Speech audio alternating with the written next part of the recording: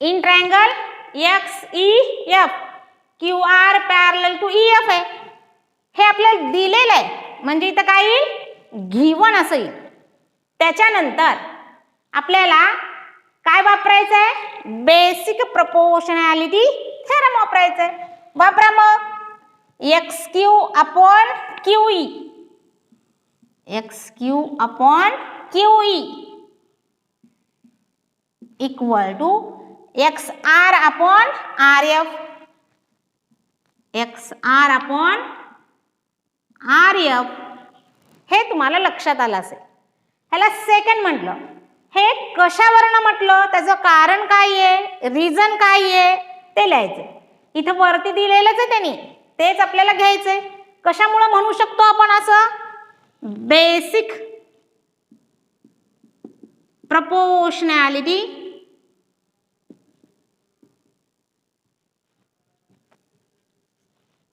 Theorem.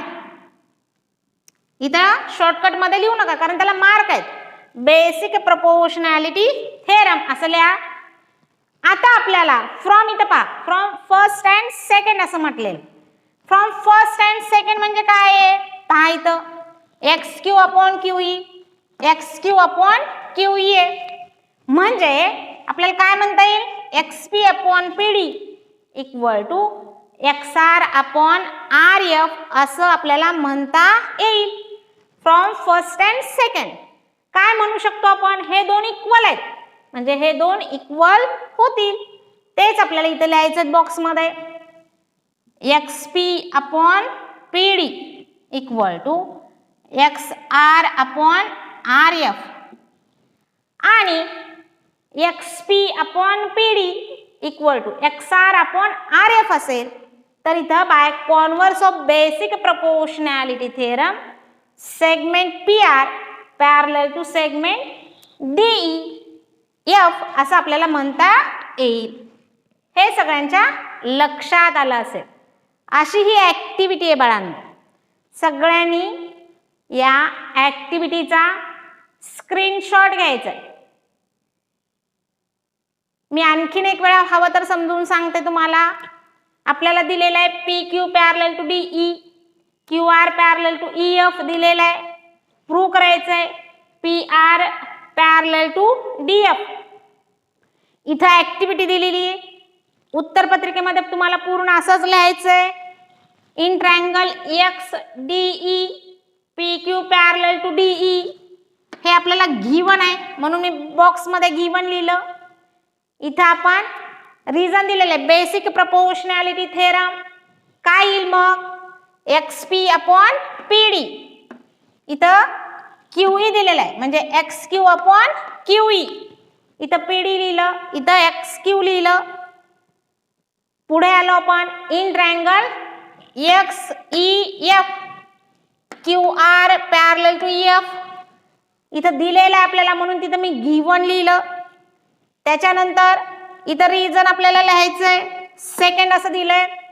मग साधं गणित आहे XQ upon QE equal to XR upon RF असं लिहिलं. कारण सुद्धा लिहायचंय कशावरनं म्हणालो basic proportionality theorem. From first and second असं दिलेलं आहे रिझन इथं. मग आपण पाहिलं पहिलं काय आहे इक्वेशन सेकंड इक्वेशन काय आहे इथं XQ अपॉन QE आहे इथं XQ अपॉन QE आहे. म्हणून आपल्याला इथं काय म्हणता येईल XP upon PD equal XR upon RF हे दोन्ही इक्वल आहेत म्हणून आपल्याला हे दोन इक्वल आहेत असं म्हणता येतं. अशी फिगर देण्यात आलेली आहे. खरं तर खूप सोपा आहे हा प्रश्न. A B C D E F 8 4 12 X असं देण्यात आलेलं आहे. In the figure AB parallel to CD parallel to FE असं देण्यात आलेलं आपल्याला. फाइंड X अँड AE असं आपल्याला विचारण्यात आलेलं आहे. किती मार्काला विचारला जाऊ शकणारा क्वेश्चन आहे? 2 मार्काला विचारला जाऊ शकणारा असा क्वेश्चन आहे. खरं तर खूप सोपा असा हा क्वेश्चन आहे. खरं तर विद्यार्थ्यांचं उत्तर सुद्धा तयार झालेलं असेल. पहा, AB parallel to CD parallel to FE दिलेलं आहे. 3 लाईन्स आर पॅरलल. म्हणजे मग आपण कुठली प्रॉपर्टी वापरणार? Property of 3 parallel lines and their transversal ही आपण इथं वापरणार. आणि मग आपल्याला BD माहित आहे. BD upon DF equal to AC upon CE घेतलं तर BD माहित आहे, DF माहित आहे, AC माहित आहे, CE काढता येईल. X ची व्हॅल्यू आपल्याला काढता येईल आणि X ची व्हॅल्यू मिळाली की AC प्लस CE केलं तर आपल्याला AE ची व्हॅल्यू काढता येऊ शकेल. लक्षात येते का? 3 पॅरलल लाईन्स म्हटलं की property of 3 parallel lines and their transversal आपण वापरायची. वापरूया. 2 मार्कासाठी विचारला जाऊ शकणारा प्रश्न आहे. आन्सर इन द फिगर काय दिले आपल्याला? AB parallel to CD parallel to EF given, therefore by property of 3 parallel lines and their transversals काय म्हणता येईल आपल्याला? BD अपॉन DF लक्षात येते का? पहा, equal to AC upon CE AC upon CE ही स्टेप लिहिली तुम्ही की तुम्हाला अर्धा मार्क मिळतो. व्हॅल्यू सबस्टिट्यूट करूया. 8 अपॉन 4 12 अपॉन X CE ची व्हॅल्यू आपल्याला X दिलेली आहे. हे 4 आहे, हे 8 आहे, याचाच अर्थ हे ट्वाइस आहे याच्या. म्हणजेच इथे 12 दिला तर इथे किती असेल आन्सर आपल्याला माहित आहे. खरं तर तोंडी उत्तर आहे 2x equal to 12 x equal to 6 units असं आपण तिथं लिहूया. x ची व्हॅल्यू आपल्याला मिळालेली, AE ची व्हॅल्यू आपण आता काढूया. AE equal to AC plus CE. कारण काय लिहिणार? A dash C dash E. C is between A and E. AC आपल्याला माहित आहे 12. CE आता आपण फाइंड आउट केलं. X is nothing but CE that is 6. Therefore AE equal to किती? 18 अँगल बायसेक्टर प्रॉपर्टी वापरायची. आणि मग आपल्याला माहित आहे LT upon TN equal to LM upon MN घ्यायचंय. 3 साइड्स आपल्याला माहित आहेत. LT आपण फाइंड आउट करू शकतो. असे एक्झाम्पल्स आपण मागच्या तासिकेमध्ये घेतले, त्यामुळे मी जास्त वेळ याबद्दल बोलत न बसता आन्सर लिहूया आपण. In triangle LMN ray MT is angle bisector of angle LMN. Therefore, by property of an angle bisector of a triangle काय म्हणता येईल आपल्याला? LT upon TN equal to LM upon MN. ही स्टेप लिहिली की आपल्याला अर्धा मार्क मिळतो. आपण व्हॅल्यू सबस्टिट्यूट करूया. LT we have to find, TN 8, LM 6, MN 10. LT हे 8 आपण या साईडला घेऊया, याचा लोएस्ट फॉर्म करूया. 2 3 जा 6, 2 5 जा 10 आणि हे 8 या साईडला घेऊया. कॅल्क्युलेशन तुम्ही कसंही करा, तो तुमचा प्रश्न आहे. LT 24 divided by 5, LT 4.8 units.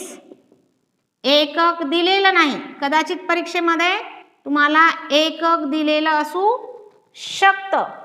अशा पद्धतीने हे एक्झाम्पल तुम्ही सगळ्यांनी सॉल्व करायचं विचारलेला आहे. पहा विद्यार्थ्यांनो, in triangle ABC ray BD is angle bisector of angle ABC. मग आपलं ठरलेलं आहे, अँगल बायसेक्टर आलं की काय वापरायचंय? अँगल बायसेक्टर प्रॉपर्टी वापरायची. ती वापरूया आणि मग x ची व्हॅल्यू कसं फाइंड आउट करायचं ते तिथंच पाहूया. मी तोंडी सांगत बसले तर ते लक्षात येणार नाही तुमच्या. मग आपण सॉल्व करूया. सॉल्व करताना तुम्हाला लक्षात येईल. In triangle ABC BD is an angle bisector of angle ABC. Therefore, by property of an angle bisector of a triangle, काय म्हणता येईल आपल्याला? AD upon DC. पहा, AD upon DC. Angle B ची अपोजिट साइड कोणती आहे? AC. तिला घ्यायचं AD upon DC equal to, इथे A पासून सुरुवात केली म्हणून परत रिमेनिंग 2 साइड्स कोणते आहेत? AB BC. पण A पासून सुरुवात केली म्हणून AB अपॉन BC. प्रॉपर्टी आपल्याला समजणं गरजेचं आहे. हे लिहिलं की तुम्हाला किती मार्क मिळणार आहे? हाफ मार्क मिळणार. त्याच्यानंतर आपण व्हॅल्यू सबस्टिट्यूट करूया. AD ची व्हॅल्यू किती आहे? x - 2. DC ची व्हॅल्यू किती आहे? x + 2. AB ची व्हॅल्यू किती आहे? x. BC ची व्हॅल्यू किती आहे? x + 1. आता असे एक्झाम्पल्स तुम्ही सगळ्यांनी कुठं सोडवली येतो? तर सगळ्यांनी असे एक्झाम्पल्स अल्जेब्रामध्ये सॉल्व केलेली आहेत. सॉल्व करूया आपण. काय करूया? क्रॉस मल्टिप्लिकेशन करूया. x - 2 in first bracket, in second bracket x + 5. Cross multiplication x + 2 into x, x in bracket x + 2. अशा पद्धतीने केलं. आता हे दोन ब्रॅकेट सॉल्व करूया, सिंप्लिफाय करूया याला. x into x, x², x into 5, 5x, -2 into x, -2x, -2 into 5, -10, x into x, x² plus x into 2, 2x अशा पद्धतीने तुम्हाला हे सॉल्व करायचं आहे. मग खरं तर हे तुम्हालाच करायला पाहिजे. विद्यार्थी तुम्ही सॉल्व करायला पाहिजे, पण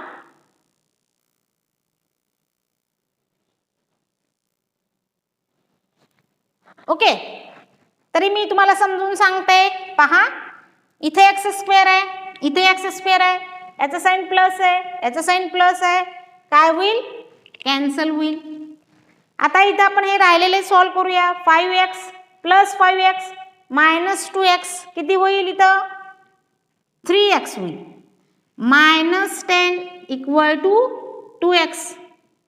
आता आपण काय करूया? लाईक टर्म्स या साईडला घेऊया, हे 10 या साईडला घेऊया. 3x हे प्लस 2x इकडे येताना होईल मायनस 2x. हे मायनस 10 आहे, या साईडला जाताना होईल प्लस 10. आणि मग 3x मायनस 2x किती होईल? सगळ्यांना माहित आहे x इक्वल टू 10. आता ray BD is angle bisector of angle ABC, म्हणजे अँगल बायसेक्टर प्रॉपर्टी वापरूया आपण. Ray CE is angle bisector of angle ACB, म्हणून आपण अँगल बायसेक्टर प्रॉपर्टी वापरूया. In triangle ABC ray BD is bisector of angle ABC. मग कसं येईल? Therefore पहा, AD upon DC, AD upon DC equal to AB upon BC. याला एक म्हणूया. तसंच in triangle ABC ray CE is bisector of angle ACB. परत angle bisector वापरूया. CE ची अपोजिट साइड आहे AB, आणि मग काय करूया आपण? AE upon EB equal AC upon BC. Second, पण आपल्याला AB कॉन्ग्रुएंट टू AC दिलेला आहे, गिवन आहे AB congruent to AC. Third given आहे. आता पहा, AB आणि इथे AC, इथे AC च्या ऐवजी AB लिहिलं तर AB upon BC, AB upon BC होईल, म्हणजे ह्या साइड्स इक्वल होतील. From first, second and third आपल्याला काय म्हणता येईल? AD upon DC equal to AE upon EB असं म्हणता येईल. ही गिवन इन्फॉर्मेशन आहे. Therefore from first, second and third काय म्हणता येईल आपल्याला? AD upon DC equal to AE upon EB. Okay. आता मी इथं ED मुद्दाम काढलं नव्हतं, पहा आता काढते. आपल्याला प्रूव्ह काय करायचंय? ED पॅरलल टू BC दाखवायचंय. आता पहा, ED ट्रायंगल ABC मध्ये ED पॅरलल टू BC दाखवायचं असेल तर हा रेशो पहा, AD upon DC equal to AE upon EB. हे आपण प्रूव्ह केलंय, म्हणजे आपल्याला काय म्हणता येईल? ह्याला 4 म्हणूया.